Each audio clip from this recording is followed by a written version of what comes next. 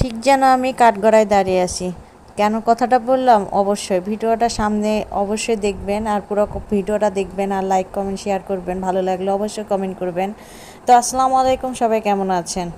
গ্রামের বাড়ি থাকার কারণে আমি টিকা দিতে পারিনি, তাই বাসায় আসছি। আর বাসায় এসে আমি কালকেও গেছি এক জায়গায় কমিশনার চেম্বারে, তো সেখানেও আমাকে টিকা দেওয়ার কথা বললো যে এখানে দেয় না, তো এখানে আসবে। তো আমি এই জায়গায় আসছি আজকে।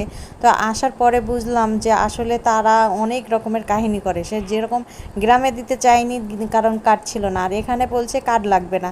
তো আসলে কোনটা যে সত্যি সেটা আমি জানি না, তবে অবশ্যই আপনার ভিডিওটা শেষ পর্যন্ত দেখবেন আর ওদের কথাবার্তাটা শুনবেন।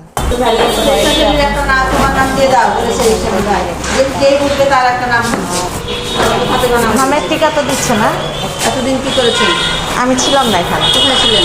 পুঠিয়াতে। পুঠিয়াতে টিকা হয়নি? টিকা ছিল, টিকার কার্ড লাগবে। কিসের কার্ড লাগবে? টিকার কার্ড। হলুদ কার্ড ছাড়া টিকা দেওয়া যাবে না? জানি না, আমাকে বলেছে টিকার কার্ড লাগবে, টিকার কার্ড হলে দেওয়া যাবে। মানে এগুলা হচ্ছে বেশি মানুষের বেশি গ্রামে অঞ্চলে দেখেন অনেক রকমের কাহিনী থাকে। শেষ দিনে দিতে হয় না, সেটা কি জানেন? এখানে কোথায় থাকেন? এখানে চণ্ডীপুরে থাকি। চণ্ডীপুরের আপা পাঠালো এখানে? চণ্ডীপুরে কমিশনার চেম্বারে গেছিলাম কালকে, যে বললো যে এখানে পাঠাতে। টিকা শেষ দিনে দিতে হয় না আপা, কারণ কি জানেন? ভ্যাকসিন যদি আমার কাছে অফিস না দেয় তাহলে আমি কি করে দিব ভাই? আজকে দিয়েছে শেষ দিন, তাও বলেছে যে 2-4টা না হলে ভাঙবেন না। এই যে আপা এসেছে, এখন ভাঙছি, আমাকে দিতে হবে, কিন্তু শেষ দিনে আপনি ভ্যাকসিন নাও পেতে পারেন।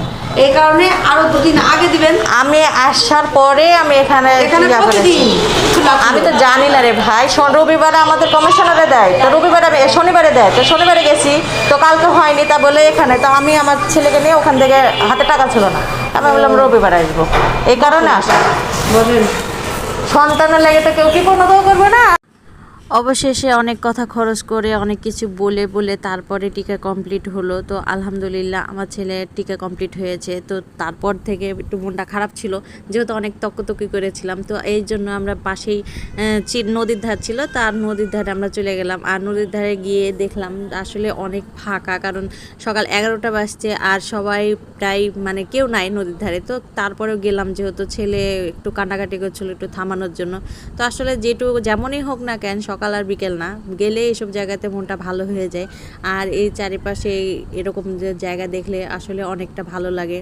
তো আমি পুরো ভিডিওটা আরও আছে, তো অবশ্যই কমেন্ট করে জানাবেন। ভালো লাগলে অবশ্যই শেয়ার করব, আর আপনাদের মাঝে আরও নতুন নতুন ভিডিও আনার জন্য আমাকে উৎসাহ করবেন। ভালো লাগলে লাইক কমেন্ট শেয়ার করবেন। আল্লাহ হাফেজ।